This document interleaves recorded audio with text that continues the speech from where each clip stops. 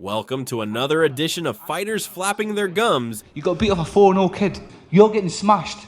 We'll see. We'll see on Fight Night. You'll see on Fight Night. And getting treated like the guy who farted during the national anthem. And that is one of the most devastating one-punch knockouts I have ever seen in any weight division. This is Ran Their Mouth, Got Knocked Out, Part 8. Well, make him quit. What to say no mas. I don't know how you say it in French. Curtis Stevens was his usual cocky self before the fight with David. Stevens decided to engage in a left hook exchange. Bad idea. Oh, There it is, Stevens. out cold. And out cold. Knockout Out cold. victory. Lemieux got what he was looking for on a perfect right-hand shot. No, left hook, left hook, yeah. Jim. Left hook. Left hook Yep. right to the chin. Guys, that's the knockout of the year so Yes, far, I sir. believe. He came off worse and was out cold on the canvas for a worrying amount of time. David's left hook landed like a piano falling out of a third-story window. David's hook did land. Short left hook. Didn't travel more than 10 or 12 inches. Joe Louis-like. Joe Louis-like. Perfect. Once set. again, beautiful straight right hand. And they traded hooks right here, but, oh my goodness. David's hook hit the button. Curtis's hook didn't. And that is one of the most devastating one-punch knockouts I have ever seen in any weight division. Generally, especially early in a fight, you do not see a shot land that has an opponent out for that long. It's a scary circumstance because it's so unusual in my experience. Curtis Stevens was completely unconscious for a long time. Had that happen a couple of times, and you're not really conscious of what's going on until a little while later. So he'll be out of his mind for a little while longer, but he will bounce back. So you're saying that the night that Glenn Johnson knocked you out, for instance, you weren't aware until you were in the dressing room exactly what had gone down? Exactly. Because I was dehydrated, shot caught me, I was out of it. He is still out on the canvas and hurt badly. Rodriguez was very cocky in the lead up to this fight. He shoved Ryan at the weigh-in. But it didn't take long for him to find out just how sharp Ryan's left hook was. That fast. Wow, that was a perfect shot. Left hook. Rodriguez recovered, then went back to being cocky. Getting wild and woolly. Oh, yes. You know, the fans get upset about this. Ryan didn't bite. He stayed professional, and his left hook took care of business once again. How did he weather that? Another one. And a hook. And down he goes. This is over.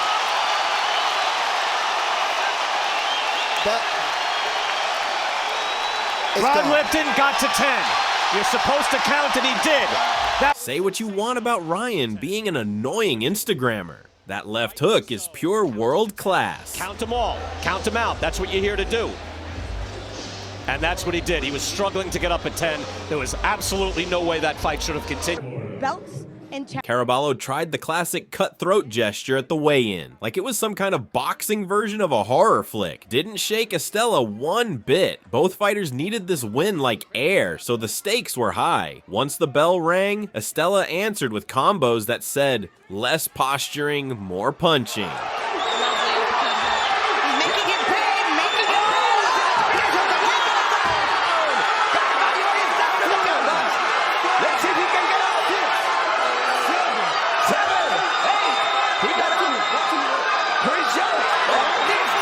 Caraballo got seriously hurt, and the fight was over before his intimidation tactics could get an encore.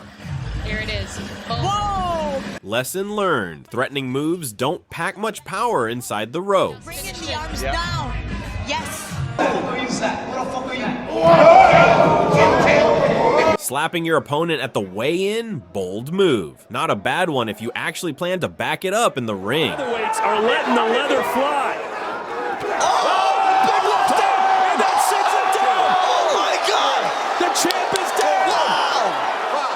Sharks landed nicely here. For a moment, it looked like he might actually follow through on all that pre-fight cockiness. But then he started overreaching with his shots. Left himself wide open like a welcome mat.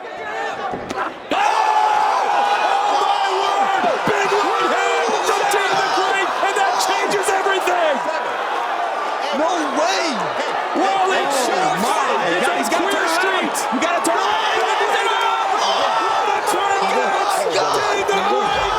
retains his title.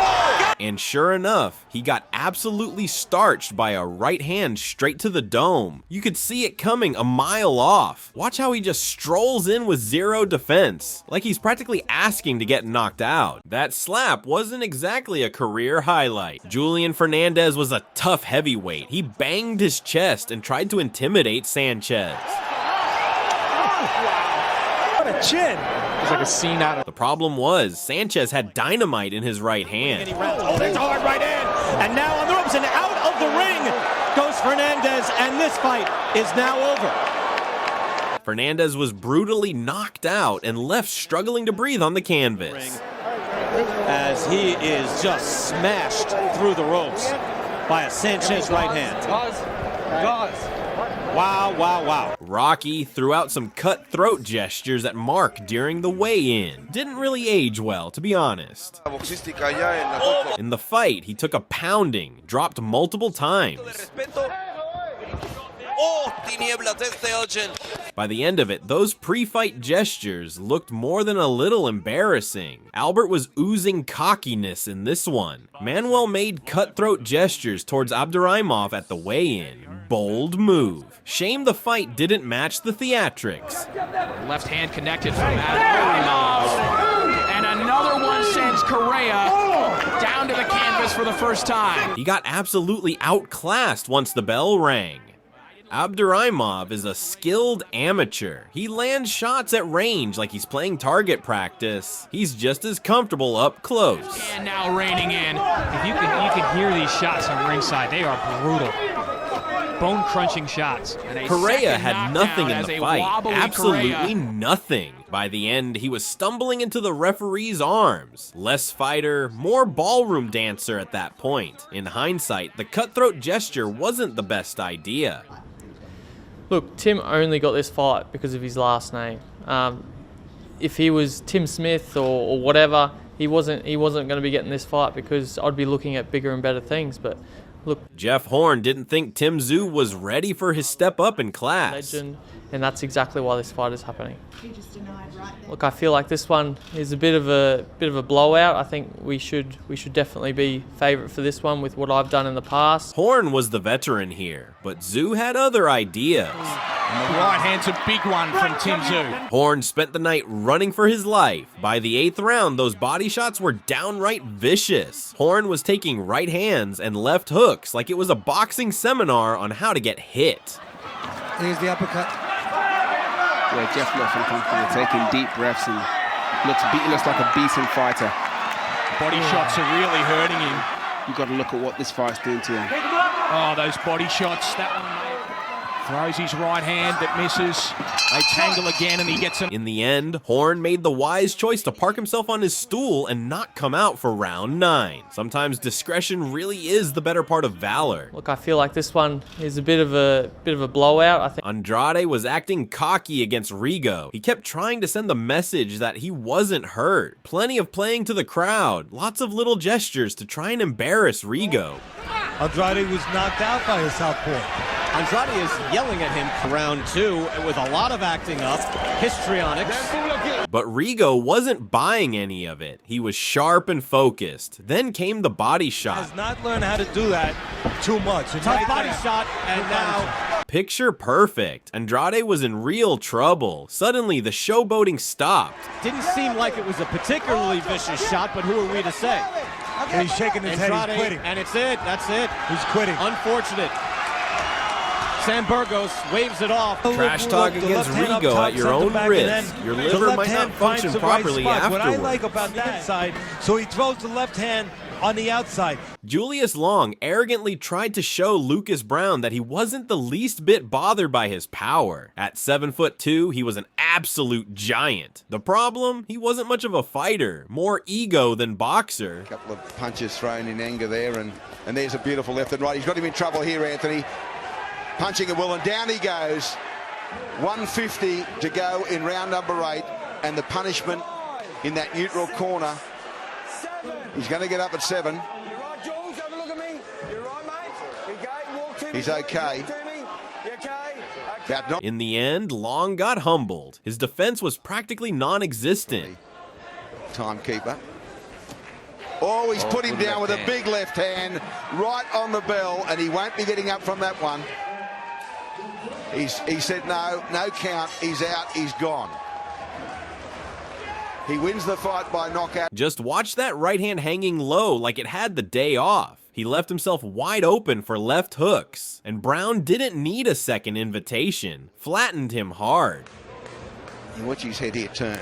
He turned his head and he went straight into the... Clark stuck his tongue out at MVP. Big mistake. He was dropped not long after. Timing was unfortunate. To the canvas. Cluster of punches. Referee Jeff Hines issuing the mandatory 8 counts. He's scheduled for 4. The opening 3 minutes. What a right hand! And that could well conclude this contest right here in round number 2. The leg of Michel Schack folded and bent underneath him, and there's no... That final right hand landed flush. Absolutely vicious shot. Sticking your tongue out, then hitting the canvas. Definitely not the look he was going for. He landed a nice counter hook that sent his opponent down. Que busca ahora atacar y con la izquierda lo sorprende. Albert Pagara y lo envía a la lona, se levanta rápido. That just boosted his confidence even more. He smiled at his Mexican opponent and kept taunting him all fight. De un lado a otro. El round. Albert looked like he had it all under control in his corner. Como te decía, ese quinto asalto fue un asalto bastante... But when the 8th round started, he got battered back into it and went down. Y se tambaleó. Albert Pagara ataca con todo. César Juárez y se va a la lona. Se va a la lona el príncipe Pagara. Te decía, se tambaleaba cuando salía caminando al centro del ring y lo veo muy mal. Creo que se acaba esto por la vía rápida y ahí está. That was it. Albert ended up flat on the canvas, looking like he'd lost all his swagger. The cocky smirk, completely gone. His head was now on the mat. Tambaleándose y lo veo mal. Ahora hay que pedir que esté bien Albert Pagara porque lo veíamos, ¿no? Con dificultades inclusive para levantarse y ya transcurrido. Jayco got chatty with Yoka at the end of that round. He was basically telling Yoka he was about to get punished. Then Yoka came out and handed him a proper old-fashioned beating. Cuidado que está en problemas. Uppercut venenoso.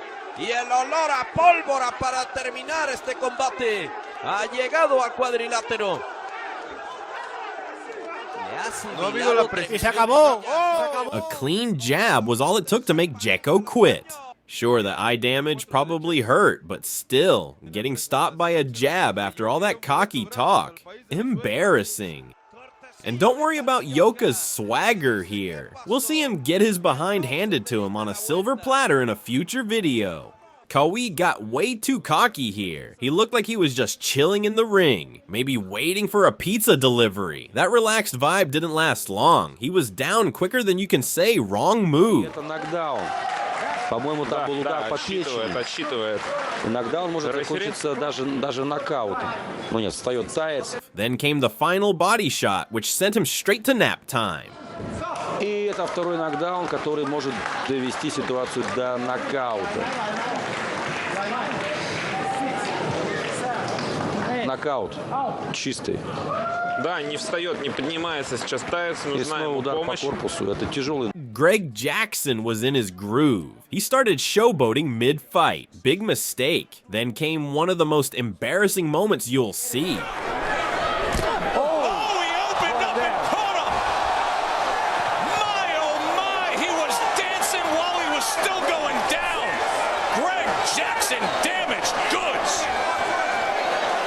And an eternity of time.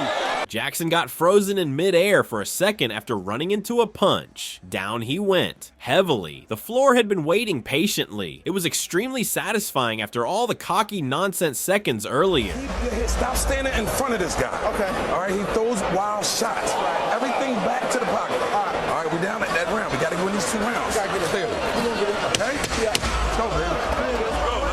Jackson would go on to win the fight, but this little moment of karma is now eternal. All I'm going to do in there is put him to sleep, as simple as that. My game plan's just to smash him about the ring, basically. He's quit a few times. Every decent fighter you fought, you've been knocked out. Well, we'll see. And quit. And turn your back and quit. You got beat off a 4-0 kid. You're getting smashed.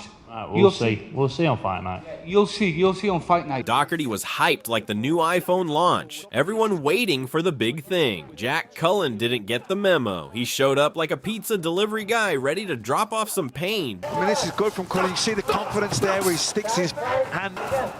Left hand to the body. That's some good work from Cullen and a lovely combination, and Doherty felt that. Doherty looked stunned, getting his behind handed to him by a guy he'd written off as a jobber. John, roll out. What's the matter with you? Roll out. There's that work from Cullen, and it was accurate. It was crisp. Cullen outworked him and walked away with the win. Cullen gets it. 2 scores of 96 to... Doherty looked like a guy who just discovered humility the hard way.